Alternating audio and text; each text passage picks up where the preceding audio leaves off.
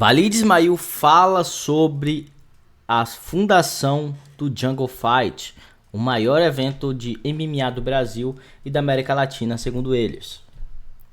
Foi o recomeço do fez Vale o evento de e Tudo. lutou no evento também. Eu não fiz, eu fui o cara que desafiei, tive a ideia de botar uma coisa profissional, que neguinho gostava de brigar na rua, dentro de academia. Eu falei, pô, pra que isso? Vamos fazer uma coisa pra todo mundo ganhar um dinheiro.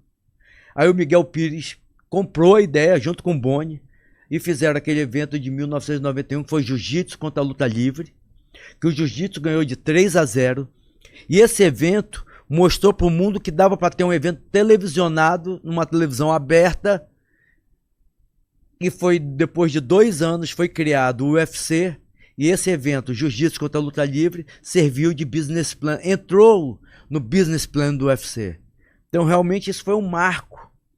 Você lembra, em 2091, explodiu, o MMA explodiu.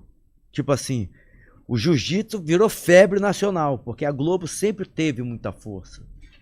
Entendeu? E uma coisa interessante, depois de quase 30 anos, mais de 30 anos, o Jungle Fight foi para a Globo, e o último evento nacional que tinha passado na Globo de luta foi eu lutando, e a volta foi eu sendo presidente do Jungle Fight. Então acho que esses são legados incríveis. E eu falo para as pessoas, e acho que só estou começando, porque nós temos uma nova leva de guerreiros e guerreiras no Brasil incrível. Uma outra coisa muito importante foi colocar a luta feminina nos Estados Unidos. Porque o Pro Elite e o Elite XC vieram do business plan meu. E eu falei pro general manager do Showtime, era o Ken Rushman, falei, cara, a luta feminina vai ser o nosso grande diferencial, que o Dan White não gostava de luta feminina. E foi quando a primeira apareceu a Gina Carano. Gina Carano. Carano, né? Carano, né? Carano. A Gina. Apareceu a Gina, que arrebentou. E aí o Dan White, depois apareceu a Honda.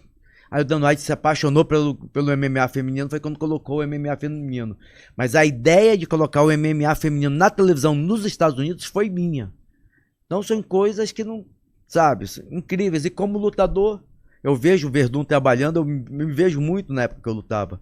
Ele faz o lado empresarial muito legal, muito importante. Sim. De patrocinadores, dá valor. Eu achei esse é um grande legado que eu deixei para. Não tenha vergonha de agradecer. Agradeça sempre seus patrocinadores. Agradeça sempre os aliados do esporte, os políticos da sua cidade que ajudam o esporte. O esporte só vai ser forte quando todos se ajudarem. Se tu me ajuda, eu vou te ajudar. Eu não vou ficar com inveja de você. Não, eu vou te ajudar. Boa. Tá entendendo? Eu acho que isso vai deixar, eu falo sempre, veja quem é um homem público que ajuda o esporte hoje. Para quando chegar a época da eleição, você saber quem ajuda.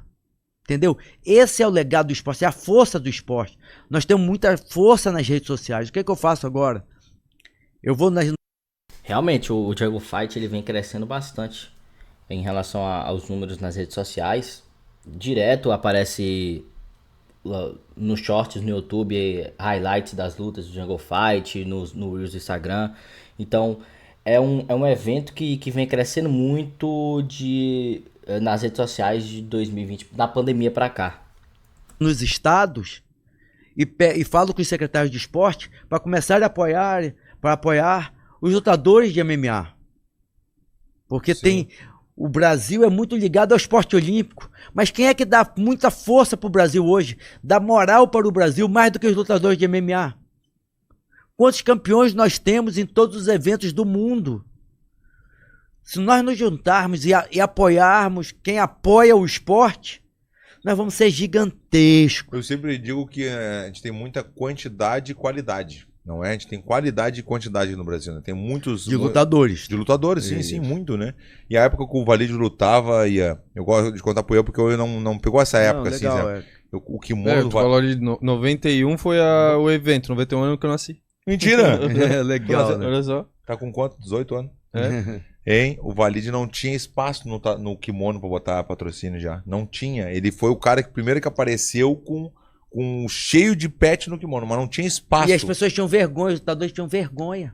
Não queriam botar os patrocinadores. Talvez essa vergonha também de como era o kimono do judô, que era sempre limpinho. Não, aí isso não existe. Tu vai ter vergonha de botar quem te ajuda?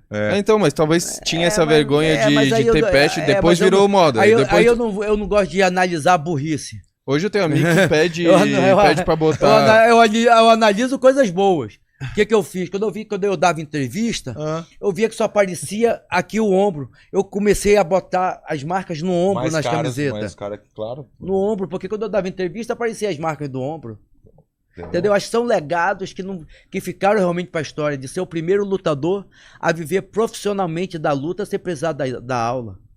E sempre ter amigos que ajudam. Hoje eu vi isso com o Verdun.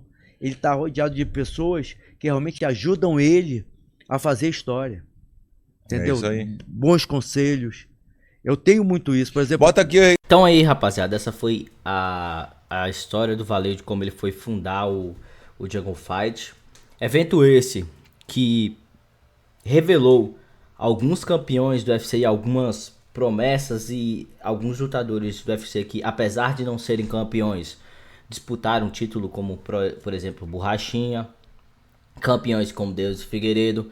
Então o Jungle Fight, querendo ou não, você pode ou não gostar da personalidade do Valide, você pode falar mal do Valide quando se trata de pagamento para os lutadores, mas ele foi um ponto importante no MMA brasileiro com a criação do Jungle Fight, porque revelou bastante lutadores.